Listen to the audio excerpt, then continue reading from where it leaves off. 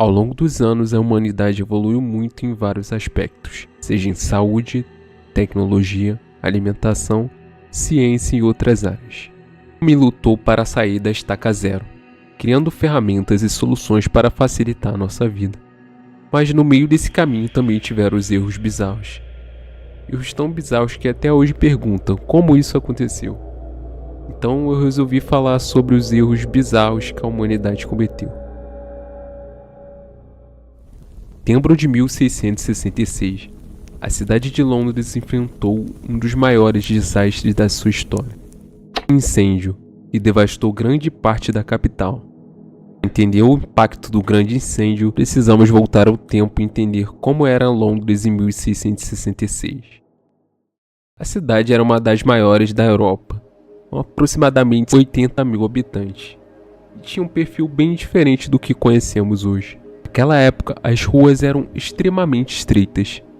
Todas as casas eram feitas de madeira e palha, e estavam muito próximas uma das outras. Além disso, o verão de 1666 havia sido muito seco, tornando a cidade ainda mais vulnerável ao fogo. Na madrugada do dia 2 de setembro de 1666, por volta de 1 da manhã, quando o fogo começou. Tudo começou na padaria de Thomas Ferner, localizada na Pudding Lane, no centro de Londres. Uma pequena faísca acidental na padaria se transformou em um incêndio que rapidamente saiu de controle, e o clima seco fez com que o fogo se espalhasse rapidamente pelas casas. O fogo logo atingiu um nível incontrolável. Na época não havia um corpo de bombeiros organizado como conhecemos hoje. Em menos de 48 horas o fogo já havia engolido grande parte da cidade. Milhares de pessoas começaram a evacuar a cidade em pânico, levando o que podiam carregar. A destruição era tão rápida que muitos perderam tudo o que tinham. O incêndio se tornou um evento implacável, consumindo cerca de 87 igrejas paroquiais, 13 mil casas e 44 edifícios comerciais. Em 1867, um dos negócios mais controversos da história foi fechado. Os Estados Unidos compraram o vasto território do Alasca da Rússia por apenas 7,2 milhões de dólares. No século XIX, a Rússia era um dos maiores impérios do mundo, estendendo da Europa Oriental até o leste da Sibéria. Mas manter o controle de áreas tão remotas como a Alasca era cada vez mais difícil. Após a Guerra da Crimeia, o Império Russo estava enfraquecido financeiramente e politicamente. O czar Alexandre II e seus conselheiros começaram a perceber que o Alasca não trazia muitos benefícios econômicos, além de ser vulnerável a ataques britânicos, principalmente do Canadá. Ao mesmo tempo, os Estados Unidos estavam em plena expansão territorial após a compra da Louisiana e a anexação do Texas. O Alasca, que era visto pelos russos como uma região ruim de viver e difícil de se defender, se tornou um fardo. O comércio de peles era uma das poucas atividades econômicas da região. A Rússia temia que, em um eventual conflito com a Grã-Bretanha, eles podiam perder o Alasca de graça. Nos Estados Unidos, a figura central por trás da compra foi William Seward, secretário de Estado sobre o presidente Andrew Johnson.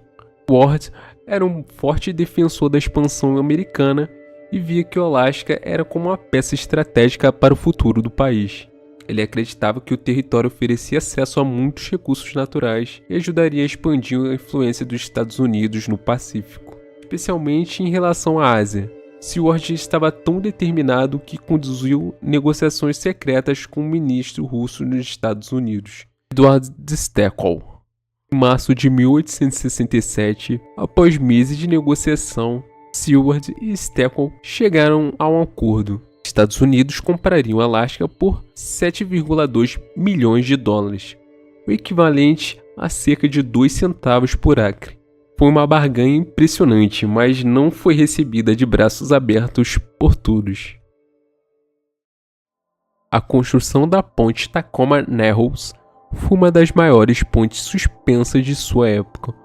Marcou um feito extraordinário na engenharia dos anos 1940. No entanto, alguns meses após sua inauguração, ela entrou para a história de uma forma trágica e inesperada. Localizado no estado de Washington, o Estreito de Tacoma é uma passagem estreita de água que separa a cidade de Tacoma na península Kitsap no início do século XX. O crescimento da população e o aumento do tráfego tornaram clara a necessidade de uma travessia permanente. Antes da ponte, a única maneira de cruzar o estreito era através de balsas, que o limitava o desenvolvimento econômico da região. A ponte suspensa foi a melhor escolha como a melhor solução para conectar Tacoma à península. Com isso, a ideia da ponte Tacoma Narrows começou a tomar forma. Em 1938, os planos para a construção da ponte foram finalizados. O renomado engenheiro Leon Moisseiff, que também haviam trabalhado na ponte Golden Gate, foi o responsável pelo design da ponte Tacoma Narrows. Seu projeto inovador utilizava uma estrutura suspensa extremamente fina e leve, o que reduzia custos e conferia uma aparência moderna.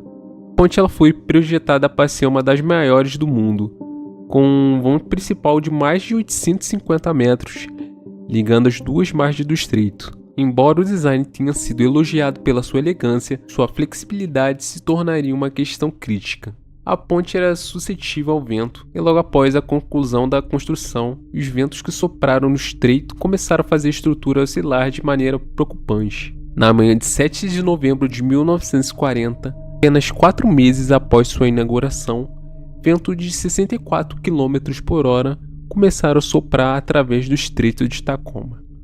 As oscilações, que antes eram apenas uma curiosidade, tornaram-se cada vez mais violentas.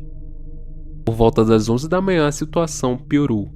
A estrada da ponte torceu de tal maneira que parecia estar em 2 níveis diferentes.